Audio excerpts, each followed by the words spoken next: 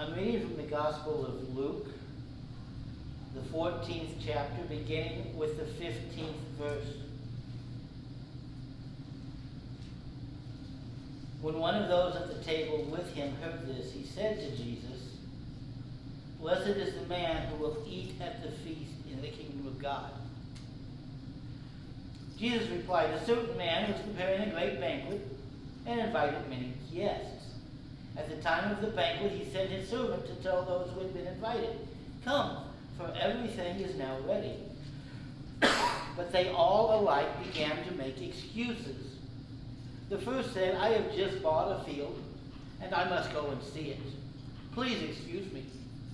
Another said, 'I have just bought 5 yoke of oxen, and I'm on my way to try them out. Please excuse me.' Still another said, 'I just got married, so I can't come.' The servant came back and reported this to his master. Then the owner of the house became angry and ordered his servant, 'Go out quickly into the streets and alleys of the town and bring in the poor, the crippled, the blind, and the lame.' 'Sir,' the servant said, 'what you ordered has been done, but there is still room.' Then the master told his servant, 'Go out to the roads and country lanes and make them come in, so that my house will be full. I tell you, not one of those men who were invited will get a taste of my banquet.'"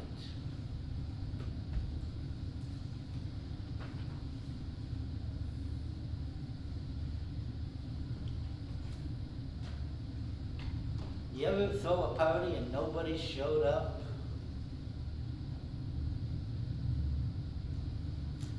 Recently, my son was involved with this group that were trying to feed people. And the first time he went and he agreed to make food for them, and he made his food, and he showed up, and there were 500 people that showed up to be served. And he said, "Wow, this is great, I want to do more." So they said, "Well, we got another one this date." And they asked him to make potatoes. And he made this huge pan about the size of the school cafeteria lunch pans, full of potatoes. He bought 10 pounds of potatoes, cut them all up, cooked them all.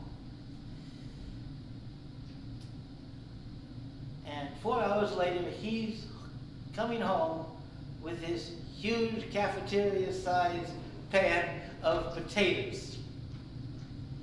I said, "What happened?" He goes, "Well, they said they were going to have it in Founders Park in Carmel, and apparently there's 2 Founders Parks in Carmel, and none of them knew which one we were having it at, and apparently nobody who was going to come knew which one we were having it at, and the only people that showed up to eat were the people who had made food, and nobody wanted potatoes." So he took potatoes to lunch at work for the next 6 weeks. But that's got to be painful to him. It was so painful to him that when they called him the next month to say, "Hey, we're serving people on this date," he said, "That's fine. Do it without me."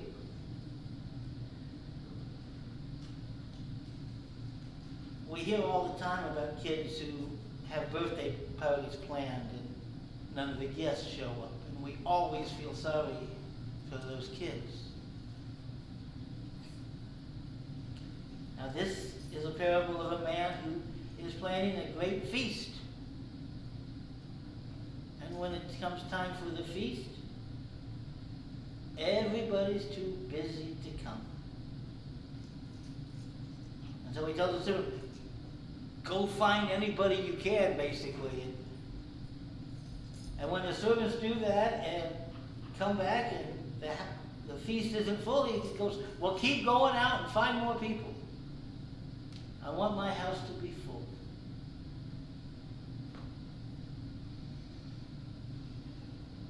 And what does this mean for us?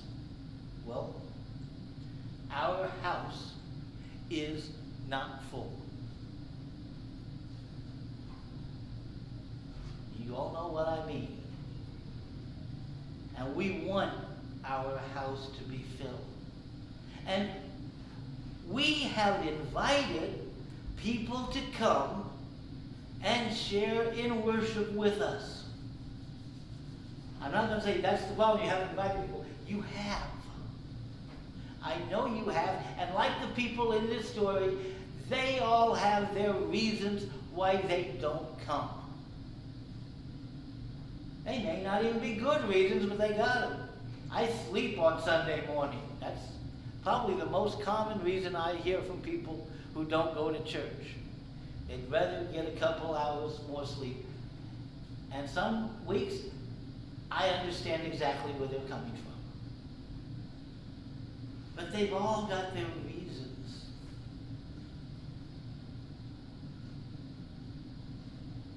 But maybe, like the servant in this story, maybe it's that we're not inviting people is not the problem. It's that we're not inviting the right people. Because every church I've ever pastored, almost every church I've ever pastored, I'll get to the interview, and they'll say, we want to grow. And I say, well, how do you want to grow? And the first thing they do is they've got a list of the people who attended here 20 years ago, who got mad over something, and they want them to come back.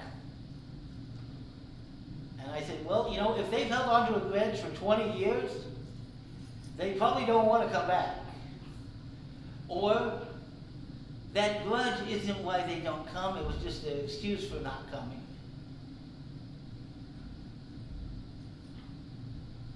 And I would remind them of the story that when John Calipari became the head coach of the Boston Celtics, and the Celtics had been having down years, and he said at his first press conference, he said, you know what? Larry Bird's not coming back. Robert Parrish isn't coming back. We want to improve the team, we got to get new talent. So the first mistake churches make is they want to grow by getting the people back who used to be here. And the second mistake they make is they look around and go, what do we need as a church? Well, you know, it'd be real nice if we had somebody in the church who knew carpentry. We need to get a couple carpenters to come to church. And it'd be really nice if we had a few people with a lot more money than we have to come to church. We need to get some rich people in this church. And they focus, kind of like the master of this feast did, on inviting the people that they want something from. We need young families in the church, so we're going to try to get young families to come so they can take care of some of the responsibilities we're getting tired of doing.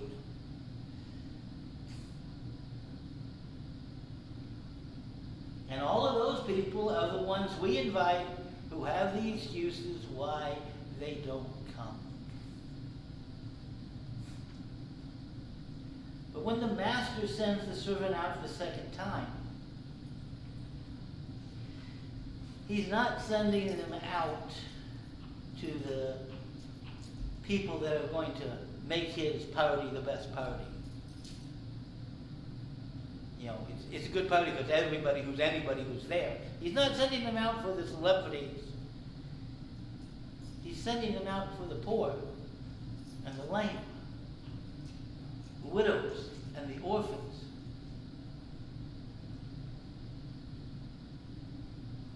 They're not going to turn down his feast. Probably because they haven't been invited to a feast in years. Probably because some of them don't know where their next meal's even coming from. So of course they're going to accept his invitation.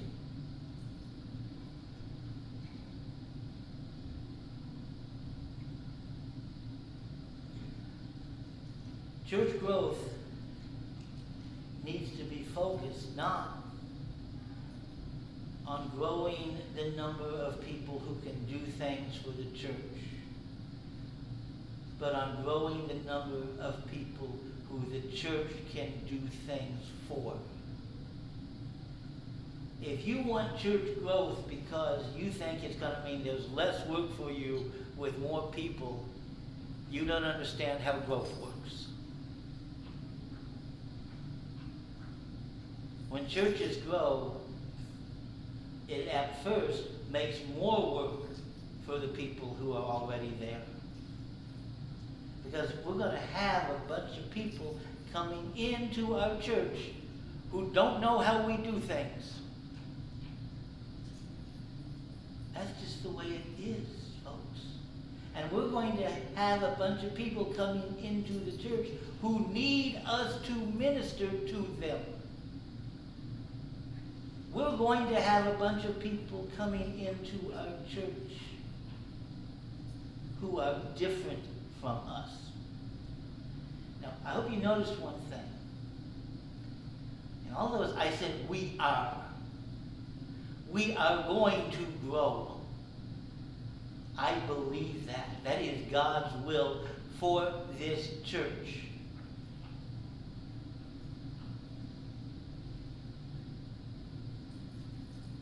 But don't think it's going to make our jobs easier. Not at first. Now, I said the people who are going to be coming to this church will be different from us. And there's one simple reason for that. All of the people out there who are like you already go to church. They don't come here, but they go to church. And God doesn't want to make us grow by stealing from any of the churches in Sheridan or Lebanon or any of the churches between here and there. That's not growth. That's just rearranging the chairs.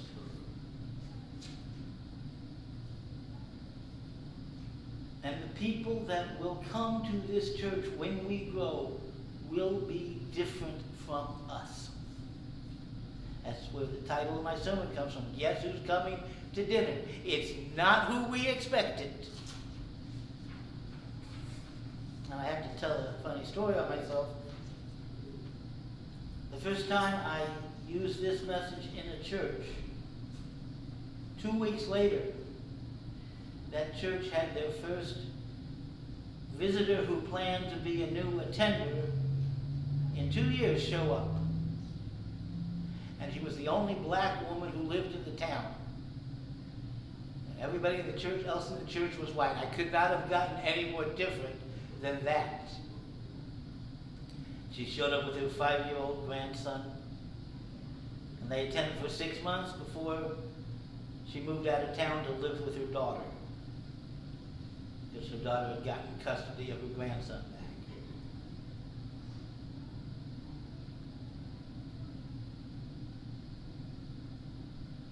I believe that God still has plans for Christian Liberty Church.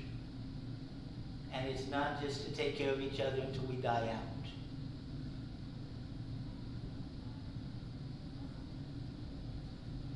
But that growth that God has planned is not necessarily what we expect.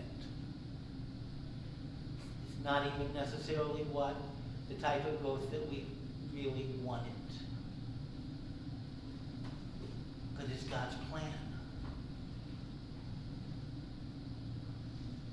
God is not going to send us the people we need. He's going to send us the people that need us to minister to them. We need to understand that, and we need to be prepared for that. But that is wonderful news. God will not only give us new members, He will give us new purpose. God will not only grow us in number, He will grow us as we see what He is doing in the world through us. He will grow our ministry. He will grow our faith. He will grow our service to Him.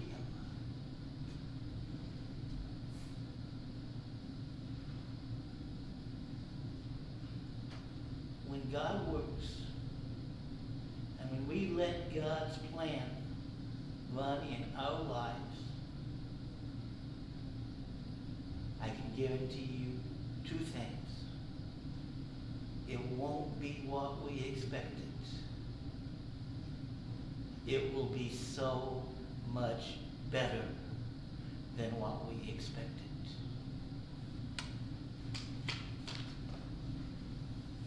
Our closing hymn is number 600.